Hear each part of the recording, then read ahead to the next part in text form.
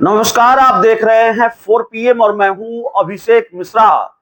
देखिए, एनडीए में seat sharing को लेकर घमासान बढ़ने के आसार नजर आ रहे हैं और सीट शेयरिंग को लेकर ऐसा है कि चाहे वो कोई भी गठबंधन हो, एनडीए गठबंधन हो, इंडिया गठबंधन हो, सीटों का बंटवारा आसान नहीं है। पेचीदगी इंडिया गठबंधन, माफ कीजिएगा, एनडीए गठबंधन में इसलिए ज्यादा है क्योंकि यहाँ ऐसे दल हैं जिनके बारे में हमने आपको बताया कि वो बिदक सकते हैं और 20 सीटों की मांग कोई कर रहा है, कोई 60 विधानसभा सीटों की मांग कर रहा है और जाहिर तौर पर जेडीयू और बीजेपी के बीच भी सीट बंटवारा आसान नहीं है। हालांकि जेडीयू और बीजेपी के बीच सीट बंटवारे को लेकर जो खबर है कि सेटिंग जेडीयू भाजपा ने आपस में कर ली है और भारतीय जनता पार्टी को तो सेटिंग करनी ही पड़ेगी। नीतीश कुमार को नाराज बीजेपी चुनाव तक नहीं करना चाहती है।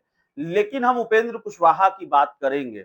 ये बात बहुत दिगर है और ये बहुत वाजिब सवाल है एनडीए को लेकर कि भाई, जब 100 से ज्यादा सीटों पर बीजेपी भी लड़ेगी और 100 से ज्यादा सीटों पर नीतीश कुमार भी लड़ेंगे, बल्कि नीतीश कुमार 115 सीटों पर लड़ेंगे या 105-10 सीट से कम पर वो नहीं मानेंगे, तो फिर बचता क्या है? 243 विधानसभा की सीटें हैं, तो 43 सीटों पर या 40 सीटों पर चिराग पासवान को भी सीटें देनी है, उसमें से उपेंद्र कुशवाहा और जीतन राम मांझी को भी सीटें देनी है। तो ये पेच सुलझेगा कैसे सुलझेगा? अब बीजेपी की मजबूरी है, चिराग पासवान को वो नाराज नहीं कर सकते। चिराग पासवान एनडीए छोड़कर चले जाए, बीजेपी ये नहीं चाहेगी। नीतीश कुमार को और जेडीयू को इससे कोई फर्क पड़ता नहीं है, चिराग पासवान रहें, उपेंद्र कुशवाहा रहें, जीतन राम मांझी रहें या चले जाएं। जेडीयू की ये साफ डिमांड है कि भाई, हमें जितनी सीटें चाहिए वो सीटें हमें चाहिए, बाकी आप अपनी सीटों में से अपने सहयोगी दलों को दीजिए, उनसे हमारा कोई लेना देना नहीं है। सीट शेयरिंग का फॉर्मूला ये जेडीयू का फॉर्मूला है। उपेंद्र कुशवाहा की बात करेंगे। उपेंद्र कुशवाहा ने 8 सीटों की लिस्ट तैयार कर ली है। हालांकि उपेंद्र कुशवाहा की डिमांड 12-15 सीटों की होगी और आने वाले दिनों में इस तरह के बयान या इस तरह की डिमांड सामने भी आएगी, लेकिन सब्र उपेंद्र कुशवाहा ने ही रखा है एनडीए में। जीतन राम मांझी तो लगातार 20 से ज्यादा सीटों की डिमांड कर रहे हैं। जीतन राम मांझी तो यहां तक कह चुके हैं कि भाई, लगता है हमको कैबिनेट छोड़ना पड़ेगा। तो सीट शेयरिंग को लेकर जीतन राम मांझी के अंदर जल्दबाजी कह लें, बेचैनी कह लें, वो ज्यादा दिखी है हिंदुस्तानी अवाम मोर्चा के अंदर। चिराग पासवान के बारे में ये बात कही जाती है कि 60, 50-60 सीटों की वो डिमांड कर रहे हैं। हालांकि आधिकारिक तौर पर चिराग पासवान ने ऐसी कोई डिमांड नहीं की है। उन्होंने कहा है सीट शेयरिंग का मसला आसानी से हल हो जाएगा। उपेंद्र कुशवाहा ने भी कमोबेश यही बात कही है। लेकिन उपेंद्र कुशवाहा ने 8 सीटों की लिस्ट तैयार की है और उपेंद्र कुशवाहा जिन 8 सीटों पर अपने उम्मीदवार उतारना चाहते हैं, वो हम आपको बताने जा रहे हैं।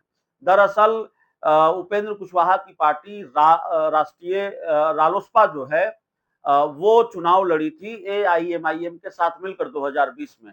तो उपेंद्र कुशवाहा के कई उम्मीदवार ऐसे रहे जिनका प्रदर्शन बहुत बेहतर रहा, 30,000 25,000 वोट लेकर वो आए और जाहिर तौर पर उपेंद्र कुशवाहा वो सीटें चाहते हैं जहां उनका वोट बैंक है या जहां उनके वोट बैंक का बड़ा प्रभाव है या जहां उनका प्रदर्शन बेहतर रहा था, उनकी पार्टी का प्रदर्शन बेहतर रहा था 2020 के विधानसभा चुनाव में। तो 8 विधानसभा सीटों के बारे में जो जानकारी हमें मिली है कि 8 विधानसभा सीटों की लिस्ट उपेंद्र कुशवाहा ने तैयार कर ली है।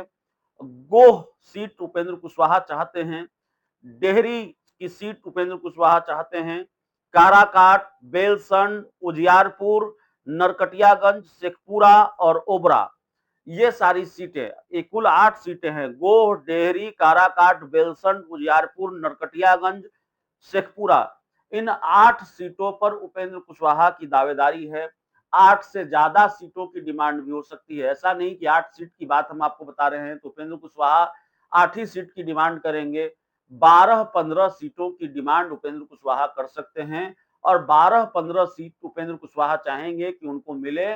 और पहले ही उन्होंने कहा है, उनका बयान पहले ही आ चुका है, बीच में जरूर उन्होंने चुप्पी साध रखी है, लेकिन वो पहले कह चुके हैं कि लोकसभा चुनाव में जिस अनुपात में सीटों का बंटवारा हुआ है, उस अनुपात में विधानसभा चुनाव में सीटों का बंटवारा नहीं होना चाहिए।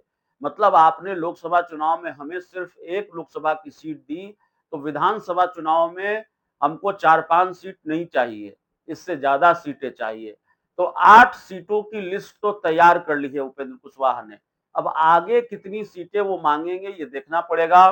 जो जानकारी है हमारे पास, गोह से रणविजय सिंह 2020 के विधानसभा चुनाव लड़े थे उपेंद्र कुशवाहा की पार्टी के टिकट पर।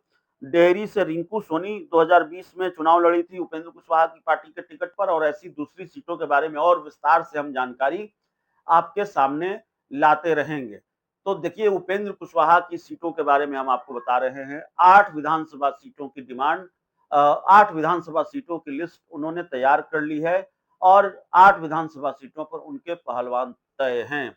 एक फॉर्मूला एनडीए में सीट शेयरिंग का यह भी हो सकता है या यह भी होगा कि जो टिकट होगा, सिंबल होगा, वो उन पार्टियों का होगा जिनको सीटें मिलेंगी। जैसे उपेंद्र कुशवाहा की पार्टी के सिंबल पर बीजेपी के उम्मीदवार लड़ाए जा सकते हैं। अगर ज्यादा सीटों की डिमांड की जाएगी, बात नहीं बनेगी, जीतन राम मांझी ज्यादा सीटों की डिमांड करेंगे, नहीं मानेंगे, चिराग पासवान अगर नहीं मानेंगे, तो बीजेपी की तरफ से बीच का रास्ता ये निकाला जा सकता है कि ठीक है, हम आपको सीटें देंगे, लेकिन पहलवान हमारा होगा।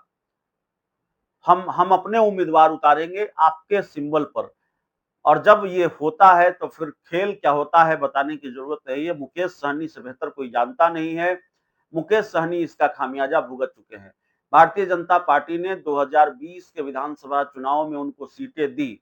दरअसल मुकेश सहनी महागठबंधन में थे, लेकिन ऐन मौके पर जब सीट शेयरिंग का ऐलान कर रहे थे तेजस्वी यादव, उसी प्रेस कॉन्फ्रेंस से उठकर चले गए और उन्होंने कहा कि तेजस्वी यादव ने उनकी पीठ में छुरा घोंपा है।